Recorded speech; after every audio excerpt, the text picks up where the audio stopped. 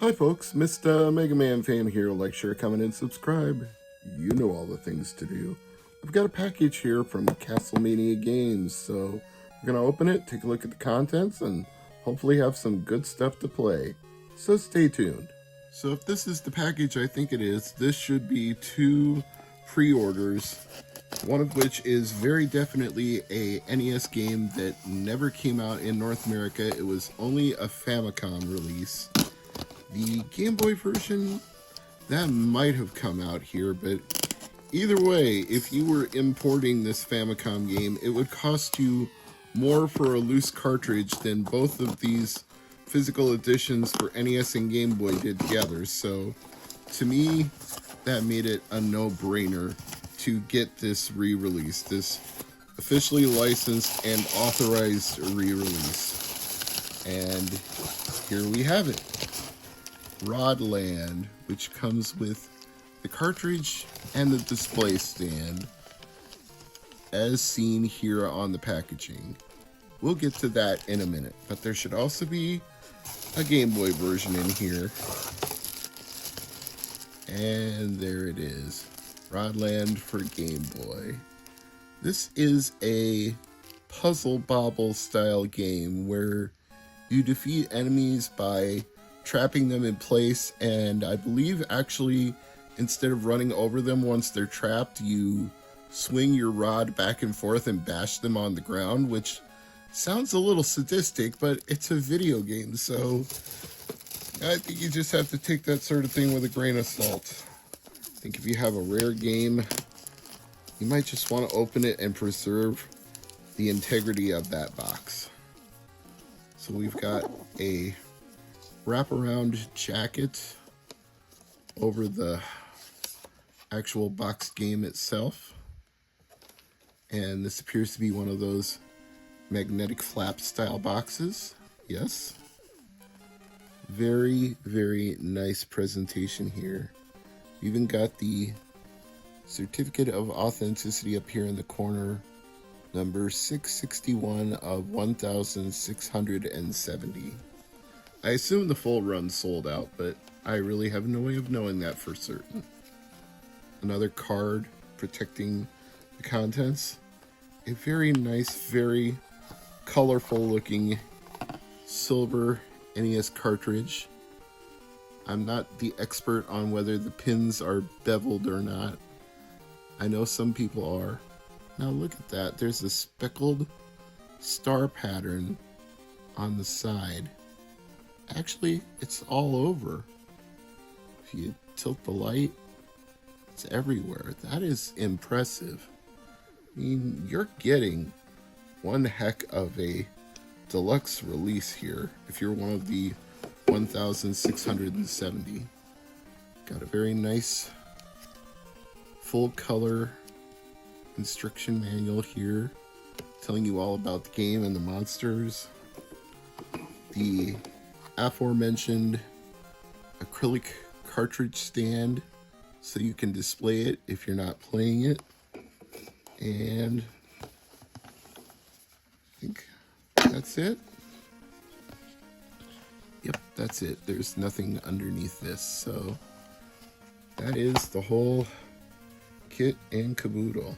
Protective Game Boy game box protector, the kind that Dan at Retro Protect sells, which are very handy if you collect old school Game Boy Color, Game Boy Advance games. They all fit in the same size box, so they're quite useful for a lot of different things. Now we've got it out of the box protector. You can see the glossy foil that's shining on there. We can also see a hole in the shrink wrap. Oh, and this one, the wraparound is actually printed onto it, so I'll have to cut this out and save it. Once again, we've got the magnetic flap on the side and another certificate of authenticity, 1174 of the print run. The numbers never match up on these things when I order them, but that's okay.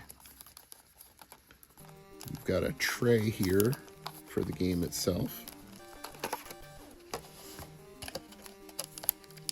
It's wedged in there pretty firmly, but there it is. Retro bit. And it has that same stardust pattern to it.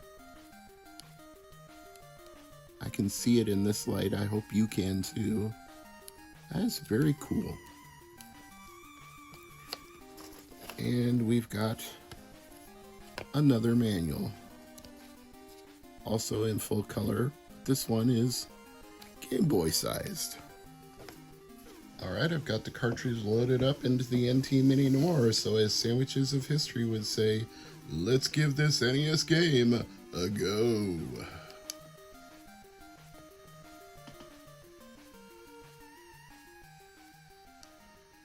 City Connection, licensed by Retrobit.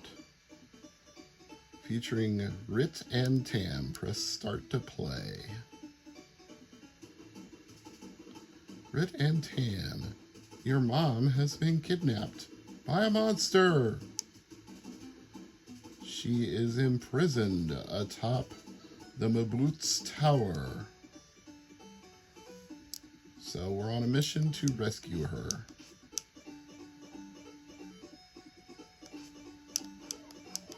I was right, you do whip the monsters back and forth with your rod. That was entirely accurate. It looks like it's 2 players simultaneous if you have a second person around.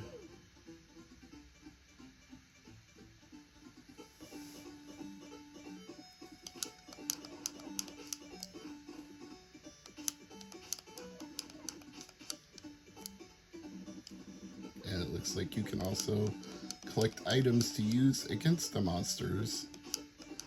Turn them into bonus objects, or power-ups, or any number of things. And it looks like you can't jump. You can only traverse platforms. Simple but fun. Perfect kind of game for a chill game sesh when you just want to relax and play something cool. Ooh. I don't know how you take out those flying guys. Oh, you have to grab them. Just have to time it right.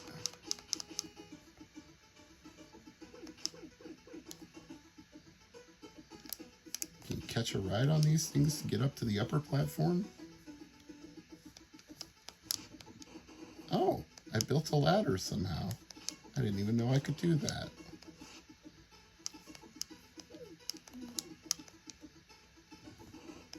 Learning something new all the time here.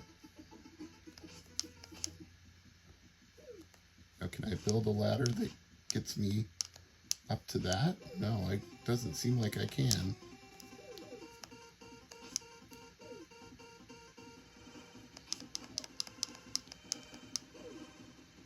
Well, I ran out of lives just as I was starting to figure it out. Let's see how she plays. I need to adjust brightness there. Licensed by Retrobit. Player 1 up select. Help! Your mom has been kidnapped. Yeah, we know the story.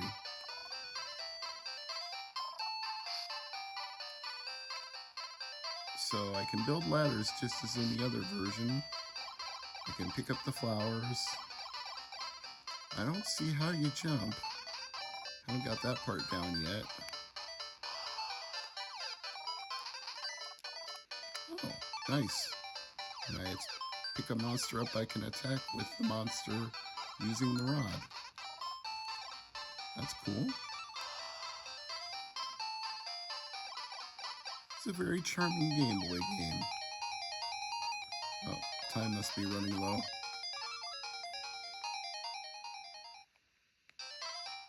And it just moves you to the next screen, just like that.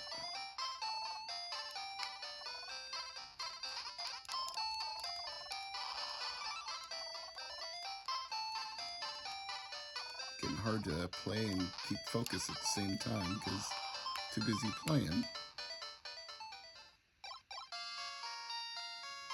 enter the tower to rescue your mom. Well, I think you get the idea. It's pretty much the same game as the Nintendo version, except with a somewhat more monochrome palette, although it's displaying quite nicely on the Analog Pocket.